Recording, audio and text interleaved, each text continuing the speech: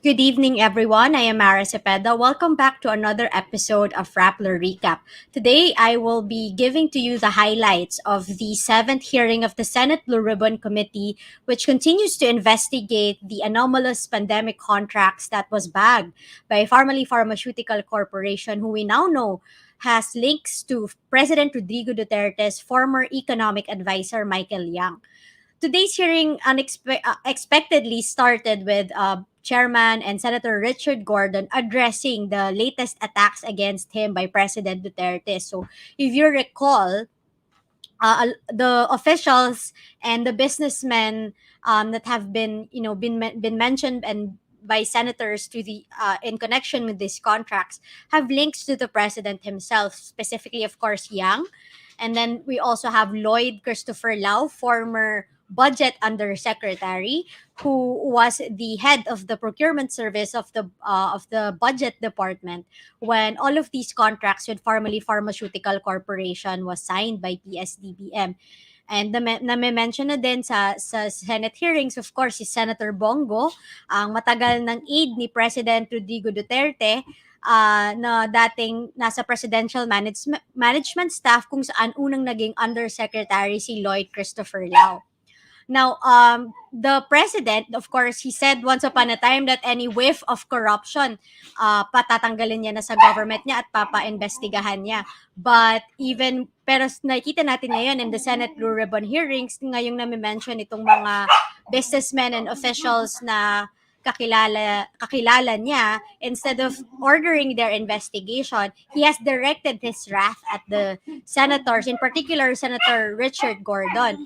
At actually, sorry about that. Sorry about my dogs. Anyway, I will move forward. Senator Richard Gordon responded to the allegations of President Duterte that he is using the current investigation as a way to propel himself for a possible bid in 2022. So sabi ni Richard Gordon kanina that that's not true. He actually called the president a cheap politician for continuing to defend Lloyd Christopher Lau and Michael Yang. He also denied that he is using the Blue Ribbon Committee as a way to improve his chances in the 2022 elections. Senator Richard Gordon also got a little bit emotional because after his opening statement during the Senate hearing, the minority senators, particularly Senate Minority Leader Frank Drilon, Senator Kiko Pangilinan, and Senator Risa Hontiveros expressed their support and gratitude for him for continuing the investigation despite the attacks of the president. But I think at this point we have to it's very important for us to point out that Gordon wasn't always the critic of the president. Once upon a time he even exonerated the president from any wrongdoing in the bloody drug war that Duterte is waging. Because in 2016, Gordon had the chance to lead the Senate's investigation on the extrajudicial killings that are happening still in Duterte's bloody drug campaign. And at the end of that investigation, he said that neither the state nor Duterte should be held accountable for the EJ case, even if the Duterte himself has repeatedly made shoot to kill orders. And Gordon has also been criticized in the past for, being an enabler of the Duterte government's attacks against opposition Senator Laila de Lima, who is still in jail over what she has described as trumped up drug charges. So this is, I think, a very fair criticism of Senator Gordon, but it's not surprising because politicians in the Philippines, they tend to not criticize the president if he or she is still very popular.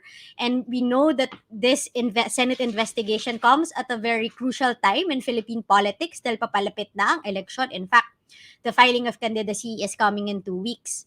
But ako, as a reporter covering the Senate, it's good that I'm seeing that senators are actually crossing party lines and trying to connect the dots dito sa Pharmally controversy. Kasi it's not just, I do have to say that Senator Franklin Relon and Senator Risa Hontiveros have been very consistent, in their very pointed questions, and they present documents, they cite documents, and really introduce new expose new issues with Pharmally or Michael Yang or the other businessmen linked to the president, and they have the documents to prove it. But this we have seen this also with Senator Amy Marcos, with Senator Joel Villanueva. We've seen this with Senator Panfilo Lacson. So everyone in the Senate, regardless of political party, nakikita nila na may mga anomalya talaga dito.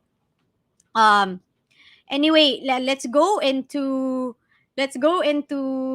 the mga bagong nakita sa Pharmally. So today na discover na naman ng mga senator through their questioning that Pharmally made an advanced delivery of 2 million face masks that surprised even PSDBM. So in the world of procurement, I mean, bakit ba to ma-anomaly? Kasi dapat bakit biglang may advance delivery na sila, wala pang order from PSTBM. Ibig sabihin, Pharmally knew that they were really going to be the ones awarded this contract. Alam nila na ito yung, siguro may promise na sa kanila na ito yung i-amount. So kahit hindi pa nag-order yung PSDBM, meron na silang biglang available na face masks. Actually, in the previous hearing last week, lumabas na din na when PSDBM, this was in 2020, when PSDBM made a request to Pharmally for a delivery naman of 500,000 face masks, na-deliver ng Pharmally agad-agad, as in within 3 hours lang. So, ibig sabihin, parang bakit yun na alam? Sino nagsasabi sa inyo na ganito karami yung kailangan? Wala pa nga nag-order. Ang sabi nga ni Senator Richard Gordon during that hearing, parang grab lang, 'di ba? Parang nag-order ka sa Grab, biglang ayan na yung order mo. And this isn't supposed to be that easy. It has to go through all the processes. So ibig sabihin, may nag-aabiso talaga sa Pharmally.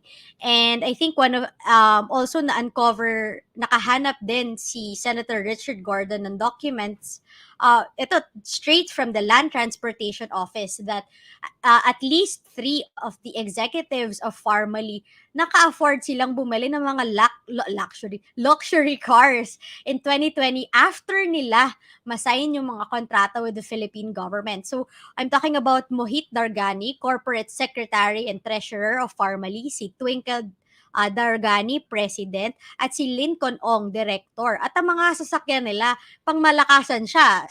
Mohit Dargani was able to purchase a Porsche 911 Turbo S, 8.5 million pesos ito. Si Twinkle Dargani, merong Lamborghini Urus, 13 million pesos. At si Lincoln Ong, dalawa ang nahanap na sasakyan ni Senator Gordon. Meron siyang Porsche Carrera 4S na nabibili at 13.5 million pesos.